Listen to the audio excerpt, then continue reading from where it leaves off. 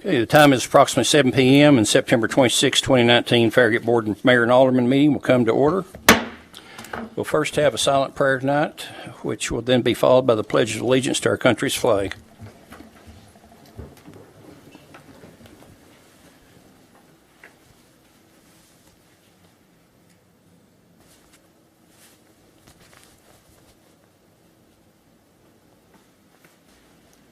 Pledge allegiance to the flag of the United States of America and to the republic for which it stands, one nation, under God, indivisible, with liberty and justice for all.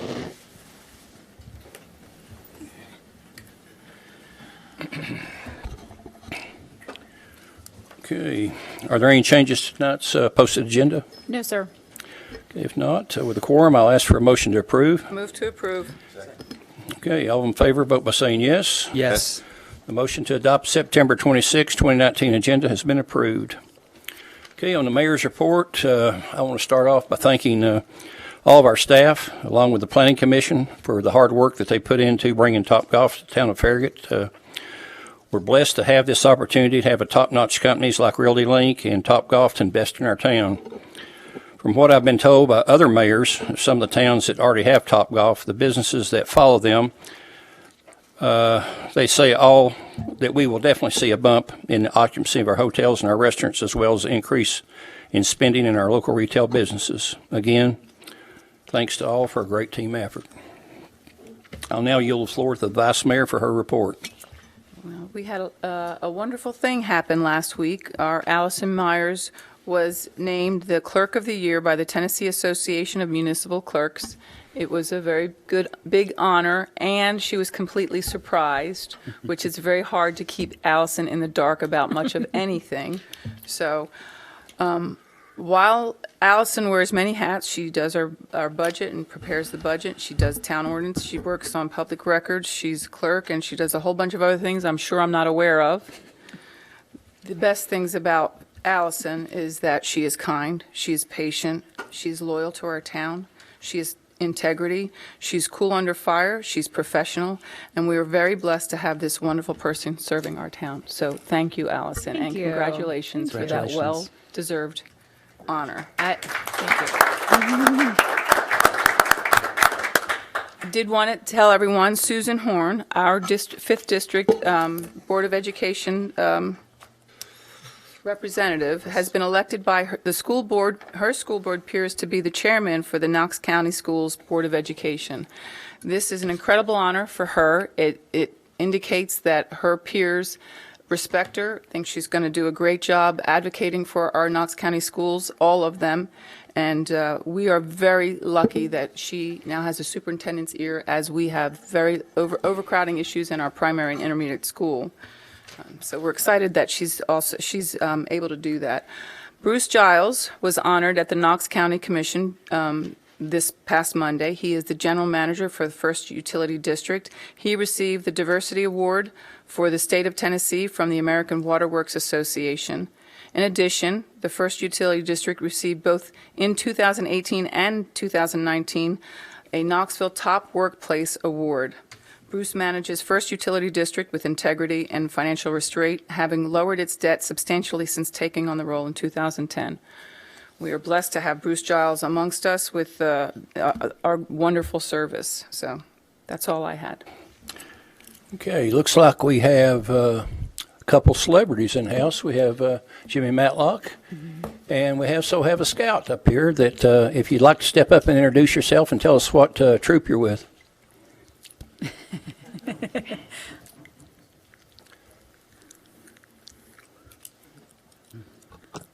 So, I am Alex Randolph, and I am from Troop 246, and I'm working on my communications merit badge. Thank you. Thank you, Alex. for being here. I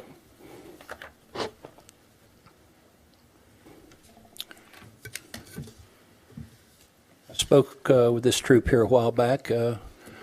It looked like we have a very diverse troop, a lot of very excited young men. Okay, I guess now we will. Okay, any changes to the posted September 12th, 2019 minutes? I'm going to move to approve. Second. Has everyone had a chance to review these minutes? Yes. Okay, all in favor, vote by saying yes. Yes. I abstain. I was absent.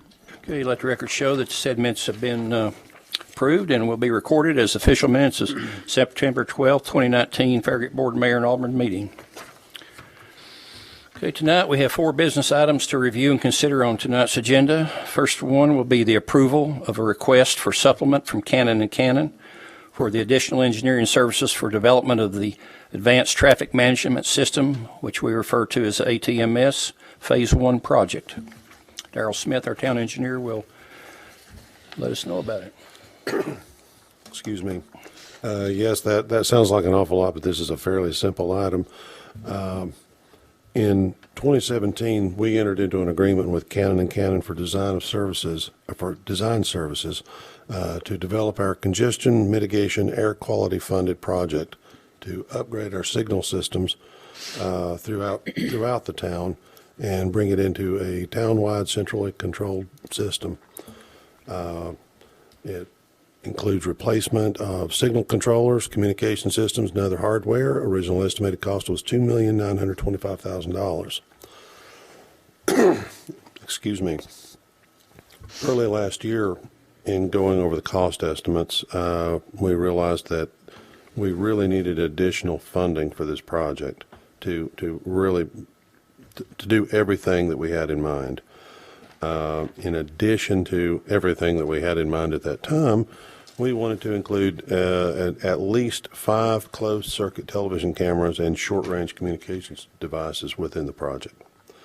So we made the request for additional CMAQ funds. It was actually $4,020,000, and that was approved by TDOT. So that adjusted the total project estimate to $6,945,000. Of that, there was an additional $20,000 for design services for the additional work that we had not included in the other project. Approval of this supplement will increase our contract with Cannon & Cannon from $417,480 to $437,480. Staff recommends approval. Okay. I'm going to move for approval. I'll second. Discussion? I will say that Brian Haas with Cannon & Cannon is with us here tonight. Thank you, Brian. If you have any questions, I'll defer to him. I will ask, where, do you know which intersections you want these placed at? Have you guys identified? We've given a lot of discussion, Brian, if you want to come up. We'll... As Daryl said, I'm Brian Haas with Cannon & Cannon. We met with Daryl and Matt a few weeks ago to discuss which intersections these would go in. They typically go in your more critical, busy intersections. The obvious two are Kingston Pike at Campbell Station and Campbell Station at Parkside. Those are what we call our Tier 1 locations where it's really needed. There are other optional locations as funding allows. Some ones that are kicked around were at the interstate ramps, Campbell Station at Snyder also, some on Parkside, maybe one on Parkside, and possibly Kingston Pike at Smith Road. Concord at Turkey Creek was another one that was there. Okay. Okay. One thing to keep in mind is the ability to for a camera to perceive what's going on a good distance away. Like Okay. at Kingston Pike and Campbell Station, we'd want to be able to see. You know, we may be considering one at Concord and Kingston Pike, just to be able to look back, and we'll have 2 different angles there Okay, I see what you're saying. because there's a lot going on in that during the peak hour. So if we find that we need more as this system, as we see more traffic coming into our community from the nether regions, are we able to add more? Are they plug and We would. play? If the construction budget allowed for it. I mean, later, after Oh, this is all yes, done, yes. and we, 3 years, 10 years from now, we say, you know what? And we can, so we can add more. Okay. Yes, that's correct. Great. I've got a question. Take a minute and explain how this operates. We've got these cameras, they're set for a certain amount of traffic, let's say at rush hour, but we see there's a problem. Now, somebody's going to be manning these cameras here in the town hall, or to see, hey, there's an issue at this one intersection, and can you manually change that from here, or do you have to go out to the site? No, the central software will allow you to manually change intersection control from the office here in the building. The CCTV cameras will help you see that there is a backup and that you need to change. And someone will be manning these cameras on a full-time basis? We'll have a station upstairs to be able to watch. We need to keep in mind that we're not going to just sit there and just tweak timing constantly.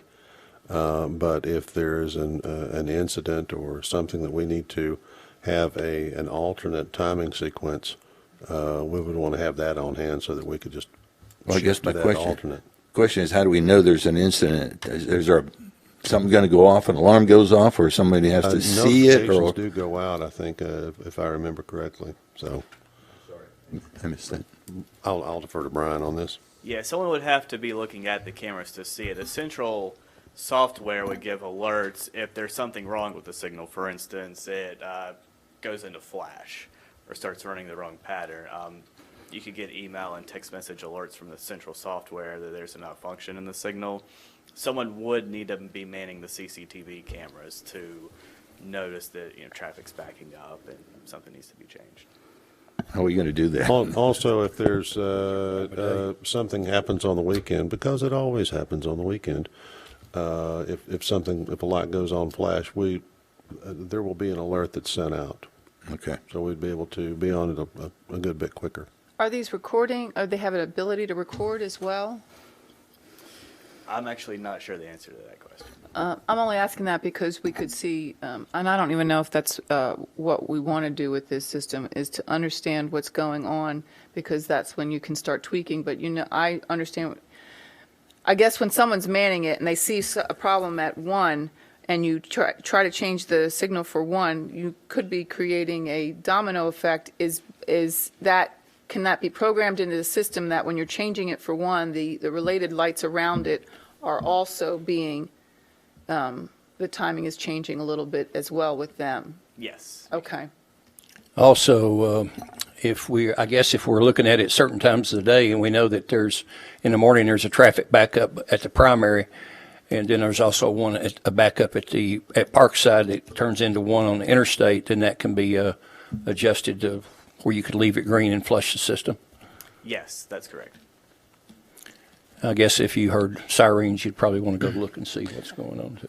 Somebody's got to be trained in this, be able to handle this equipment and to make those decisions and make sure that the other, as Alderman Pavlin says, if one light is changed, make sure that the next one is being changed to compensate for that. We can have someone properly trained and ready to handle this.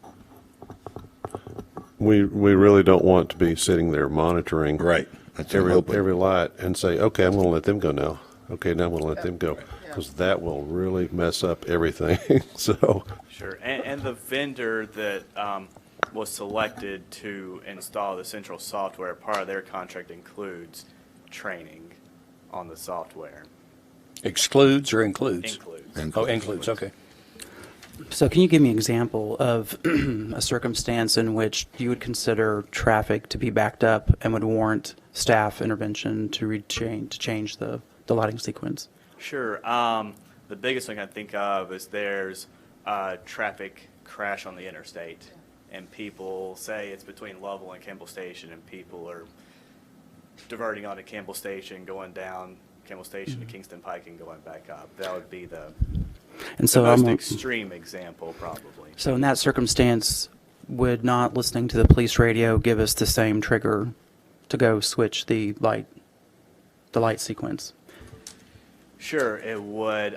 If you know that's happened via the police radio, then you can view the CCTV camera and know when traffic's starting to clear out, and know if it's backing up from another signal to preempt that signal also. So we're spending $20,000 to purchase cameras for an event that happens how often? Accident on the interstate. I don't think the 20,000 is what this is about, as far as the system. The 20,000 is actually for the additional design services. required because. So we already purchased the cameras then. That will come within the 4 million other dollars that are. So the 20,000 is for designing a design that would include the cameras. Yes. That's correct. So I'll restate my statement. We're spending $20,000 for design of a system that will be based on cameras and staff intervention when our staff are already stretched to the max with activities. Is that what I hear the staff Is proposing? this- Understand, it's supposed to be 100% refundable. This whole thing is, we're not paying anything. Okay. CMAQ, let me Still clarify that. $20,000 expenditure. Somebody's I gonna pay for probably it. did not hit on that in my description. There's CMAQ funding for signal-type projects is typically 100% funded through that program. The town will have no additional funds. But somebody's paying for it. It's just not the town, so I guess that's okay. I think the biggest efficiency, I was trying to understand what we're asking Yeah, for, right? yeah, So yeah. $20,000 will be expended for design, for system, with cameras that staff are still going to have to look at, and it's okay because it's free to the town. I guess you're reaching into your $4 million pocket and pulling out $20,000 to pay for this service. And Okay. it could be of value as we see more growth in Hardin Valley, and especially if we can record it. That's the important part. So if we're not there seeing it, that we can go back and reflect and say, okay, what's going on? Because if it becomes we know that this is routinely happening, we need to address the timing of our lights. And that is a big value because we are seeing a lot of growth from southwest Knox County and northwest Knox County. And we are the path of least resistance right now because they're not doing a really good job of expanding their road infrastructure to accommodate that growth. So they're feeding into us, and we need to understand what's happening so that we can adapt to it. And the sooner we can adapt to it, the better off we are. Like an NVR system that would record it and store it on the cloud where it could be looked at. And so my understanding is the cameras will, obviously they're going to record and we can keep the data. Where's that going to be stored? Do we have You a, just- do we you have just a, said that on the cloud. That's So the cloud, the okay, key okay. to me is I'd like to understand if that's a possibility because I think that's where our value is because that's continuing to evolve. that makes sense to me. Yeah. Okay. Thank you. Thank you. I mean, I have a simple home camera system, and it stores everything on NVR in the cloud, and if you want to go back and pull it back up, you can. So it's, I don't think it'd be too difficult to All right. Okay. come up with. Thank you. Any more discussion? I have none. Okay, have a motion and a second. All in favor, vote by saying yes. Yes? Let the record show that supplement for additional engineering services from Cannon & Cannon has been approved. Okay, next will be Bud. Okay. So first one will be the approval of a bid for a new two-wheel drive half-ton pickup truck. Good evening. This is a purchase that we would be making. The purpose of the agenda is to approve a purchase of one new 2020 two-wheel drive half-ton pickup truck. The 2020 half-ton pickup truck will replace our 2009 F-150 that we have. Maintenance of that Ford is increasing with some electrical issues, and overall condition of the truck is very poor inside and out of that vehicle. We have attached two bids that we received on September the 3rd. The vehicle bid was presented in two parts. The first was a 2020 model truck. The alternate bid was for a new model truck that meets or exceeds bid specification that is currently on the dealer's lot. Staff recommends award of the contract to the lowest bidder with the 2020 model truck. The low bidder is Ted Russell Ford for the total amount of $25,395.00 for one 2020 Ford F-150 pickup truck. Thank you, Bud. I have I move to approve the bid for purchase of one 2020 Ford F-250 pickup truck to Ted Russell Ford in the amount of $27,258. Second. okay. $25,395. Did I read the wrong one? Yes. I've read the next one, sorry. Yeah. So, Bud, the estimated delivery date of February 2020 is fine with you?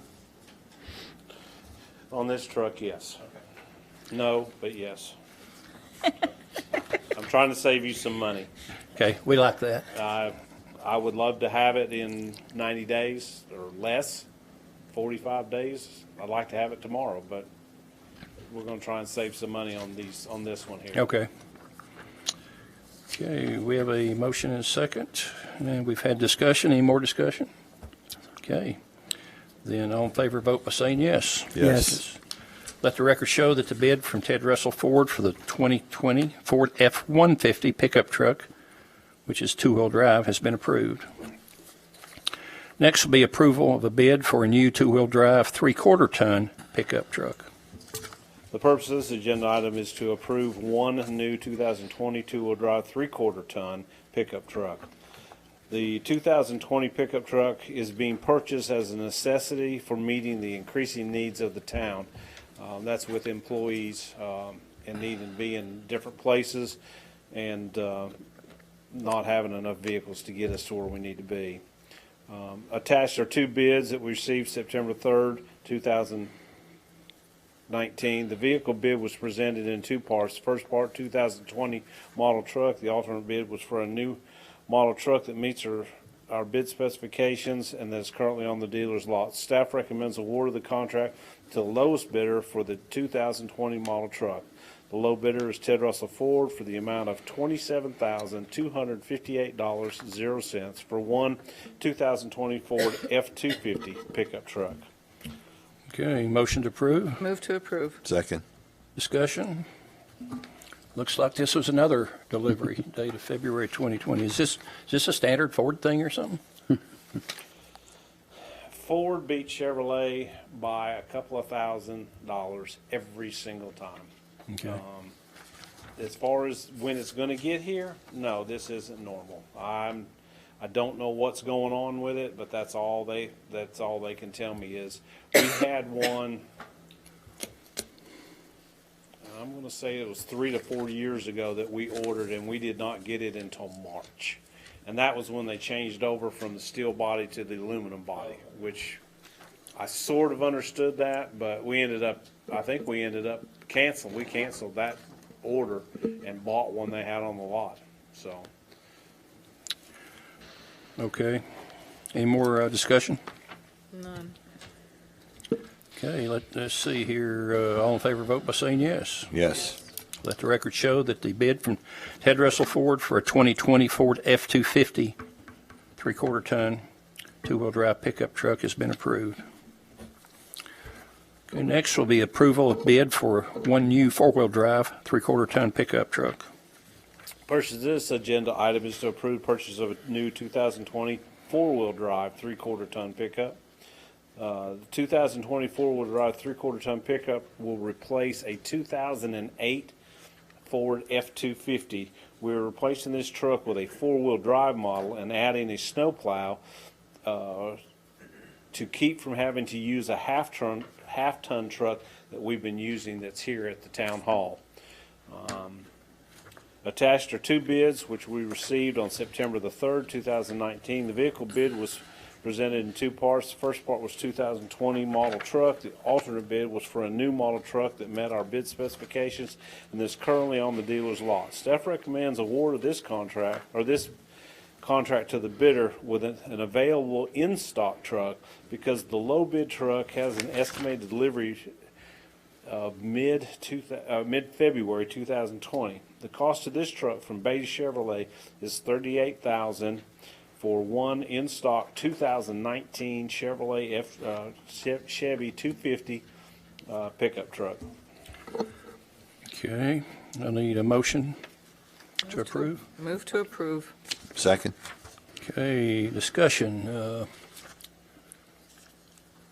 You'll need this before the snow hits, so That's- hence the reason to get this one here. Yeah, right? we decided on this one here that we could spend just a little extra money and get the Chevrolet that's in stock. They're holding the truck for us pending your approval. But it will have a plow put on for us. And Okay, so This summer's never going to end, so. I was going to say, with the global We're warming we never have gonna going see right now, snow is that really ever going to matter? again. that is fine with me. you'd like to knock the paint off of it, would you? I've had them that way. We've not touched the ground with a plow before, but we just don't know till it gets here, so. Yes. I don't know, I'll be stuck. But we'll be ready when it does. Okay. All in favor, vote by saying yes. Yes. Yes. Okay, let the record show that the bid from Beatty Chevrolet for a 2019 Chevrolet 2500 four-wheel drive, three-quarter-ton pickup has been approved. Okay, next will be the town administrator's report. Citizens forum. I'll yield the floor to our administrator. Thank you, Mayor. I'm going to ask next meeting that we able to move the town administrator's report up before the vice mayor's report, so that way she steals my thunder on the the municipal clerk award. No, but in all seriousness, we do have a couple things that our Intro to Farragut class has worked on this past week. They volunteered at the Farragut Intermediate School, did a great job of painting the school and cleaning up some of the entryway walls there. And I know the principal, Adirante, and her staff were very happy and pleased with that. We also have our Farragut tour tomorrow with the class. We'll be doing that tomorrow morning and taking them to First Utility District, the fire station, over to Public Works and Campbell Station Inn. So they're going to get a good idea of all the different things we've got going on in town. That's what the big van's for, huh? That's exactly right. Okay. Yes, sir. Also, on Thursday, October the 3rd at 6 p.m. is the next meeting of the McPhee Road Corridor Land Use Plan Committee. So we invite the public to come and participate in that meeting. Again, it's going to be Thursday, October 3rd at 6 p.m. dealing with McPhee Road Corridor, update of the land use plan in that area. And that's all I have to report. Thank you, David. Okay, citizens forum, do we have anyone signed up? No, sir. Okay. Well, if that's the case, if there's none, then the time is approximately, we'll call it 7:25. And without objection, September 26, 2019 Board, Mayor, and Alderman meeting is now adjourned.